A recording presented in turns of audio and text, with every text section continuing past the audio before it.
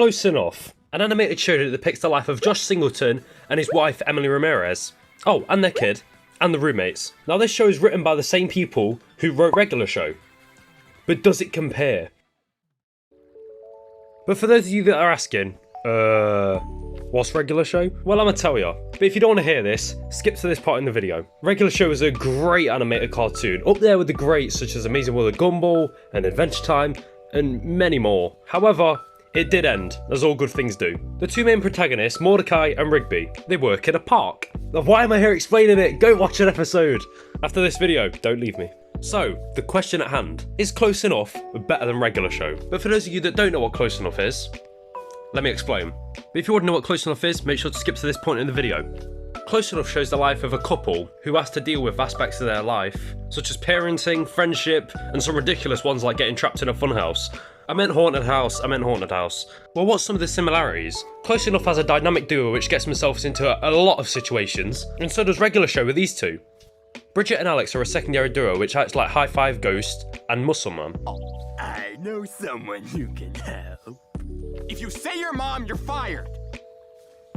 Mama! Good old Muscle Man. Which leads us on to the first topic, the characters. And there's no shortage of characters. Did you know there's over 290 characters in Regular Show? 290!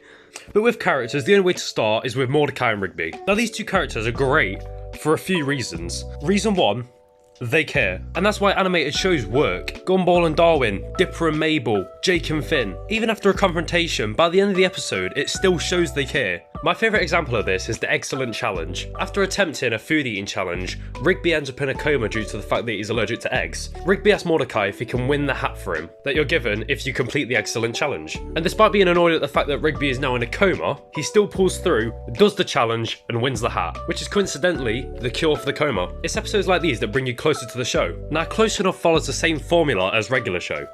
But are the characters better? See, now after thinking about it, I came to the conclusion that if you're a kid, you'd connect more with the Regular Show characters, mainly because your imagination is going crazy wild at that time. Therefore, these unrealistic adventures that Mordecai and Rigby go on would sync more with a younger imaginative mind. Episode plots. Episodes in kids' cartoons usually take a really random approach, with no real reason behind it, just a bit of stupid animation. Take Regular Show's first episode for instance, The Power. An episode about a keyboard which Rigby stole from a wizard that they can use to manipulate people's decisions. And they accidentally send somebody to the moon, so then they have to go to the moon, they have to fight this moon monster.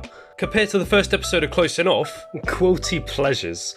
This episode, from my interpretation, is all about Emily and Josh trying to appear as good parents. This is brought on by a trip to Candace's school, their daughter, where she has a project of making a quilt. After getting cornered by some kids, which turns out not to actually be kids but old people, they make the quilt, run to Candace's school, just to learn that they're not actually that good parents, because they didn't let her do the project herself. What is the true difference between these two? Regular Show appealed to kids' mindsets, it was a random storyline, but the characters didn't learn anything. However, Close Enough appealed to teenagers' mindsets. The storyline was somewhat relatable, as some people may be able to connect to their parents not letting them be independent. And the characters actually learn something. So, in conclusion, they're both as good as each other. An animated show is good, no matter what it's being compared against, if you can connect to it. If you've related to an episode or cried about a character dying, that is a good animated show. I'm sorry this video is so short, I will have a longer one coming out soon. And if you did enjoy, make sure to subscribe.